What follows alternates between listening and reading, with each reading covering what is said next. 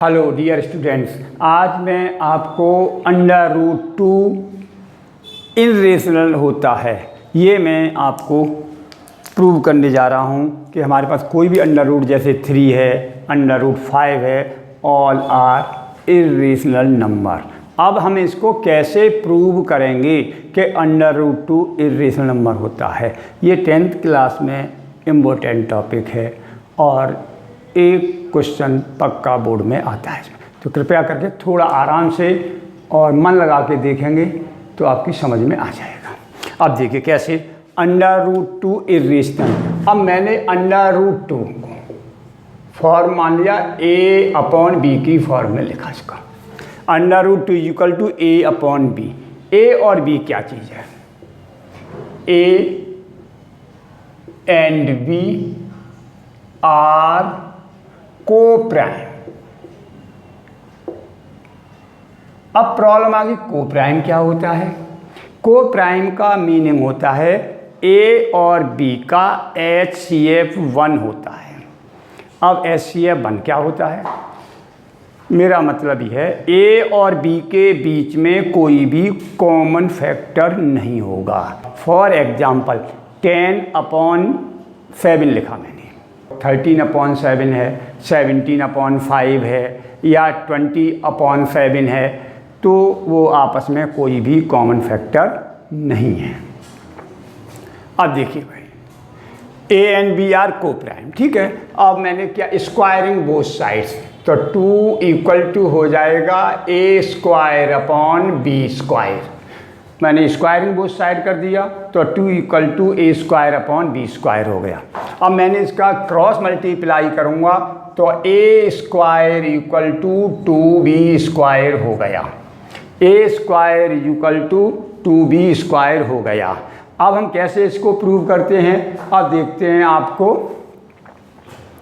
a² 2 से डिवाइड हो जाता है, 2 डिवाइड करता है a² को, तो 2 भी डिवाइड करेगा a को। 2 डिवाइड करता है a² को, तो ये पक्का है 2a को भी डिवाइड करेगा। अब नाउ देखिए अगला, a = 2c मान लिया हमने, तो a² = 4c²। a = 2c, तो a² = 4c² हो गया क्योंकि मैंने स्क्वायर कर दिया इधर। अब a² की वैल्यू क्या है? 2b², तो मैंने यहाँ लिख दिया 2b² = 4c²। 2 से गायब हो गया 2 टाइम्स, तो b² = 2c²। तो इसका मतलब हो गया b² को डिवाइड करता है a, b² को डिवाइड करता है 2, तो 2 डिवाइड करेगा b को भी। 2 डिवाइड करता है b² को, तो 2 डिवाइड करेगा a को। अब बात आ गई, यहाँ तो मैंने कहा था a और b आर को प्राइम। यहाँ a और b किसी भी टेबल से कटते नहीं हैं, कोई भी उनका फैक्टर नहीं है।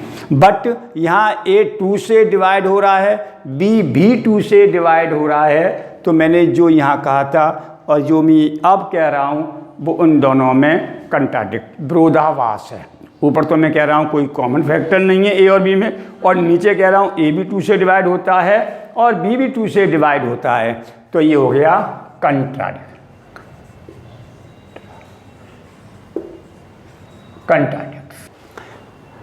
देन √2 इज इर्रेशनल, तो √2 इज इर्रेशनल।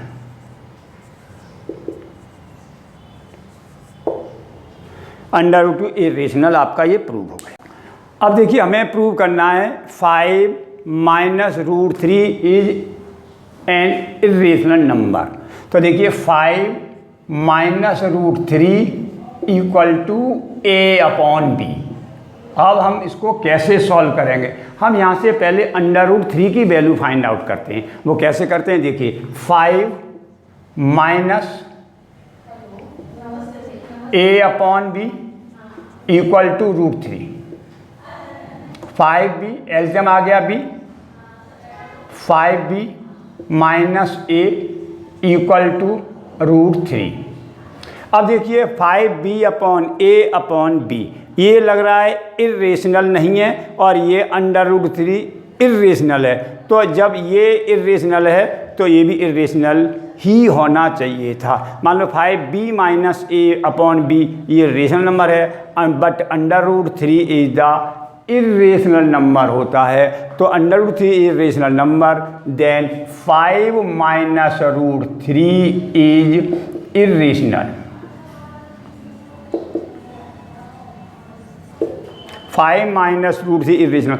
वैसे भी हम एक चीज़ और बताएं आपको, एक रियल नंबर में यदि हम एक इर्रेशनल नंबर ऐड करें या सब्ट्रैक्ट करें तो हमेशा इर्रेशनल ही होगा। √2 प्लस √5 इज इर्रेशनल प्रूव करना है हमें। तो देखिए कैसे करेंगे, √2 प्लस √5 इक्वल टू a/b। अब इसको मैं देखिए √2 या √5 इक्वल टू a/b, तो √5 इक्वल टू a/b माइनस √2। अब मैं स्क्वायरिंग बोथ साइड करूँगा। इसका कैसे करेंगे, देखिए स्क्वायरिंग बोथ साइड ये 5 हो जाएगा, इसका a/b minus √2 whole square, a minus b का होल स्क्वायर। अब एक्सपेंड करेंगे इसको, ये 5 रहेगा, a माइनस बी का होल स्क्वायर। तो a माइनस बी का होल स्क्वायर क्या होगा, a स्क्वायर। तो मैंने a² b square plus 2, a square plus b square minus 2 a√2/b। अब देखें आप इसको, 5 माइनस 2, 5 माइनस 2 3 आ गया equal to a²/b square minus 2a√2/b। अब √2b तो 3 equal to b square LCM आ जाएगा यहाँ से। तो यहाँ क्या बचाएगा, a² माइनस 2ab/2। अब मैं ये इधर आ जाएगा, 3b square equal to a² minus 2ab√2। अब देखिए मैं इसको इधर लेके आ रहा हूँ तो ये प्लस के 2ab √2 इक्वल टू ये a² इधर है, a² minus 3b square 2ab/2 equal to a² minus 3b square. अब √2 की वैल्यू मैं यहाँ से निकालूंगा, √2 equal to a² minus 3b square upon 2ab। अब देखिए भाई, a² minus 3b square upon 2ab ये ऐसा लग रहा है रेशनल नंबर है, √2 इर्रेशनल नंबर है और हम पहले प्रूव कर चुके हैं √2 का इर्रेशनल नंबर। तो √2 plus √5 is irrational number. 2 irrational number मैंने यहाँ प्रूव कर दिया। a/b की फॉर्म में ये देखने में ऐसा लगता है ये रेशनल नंबर है, बट √2 मैं प्रूव कर चुका हूँ, पहले से प्रूव्ड है कि √2 is irrational number. Hence √2 plus √5 is an irrational number.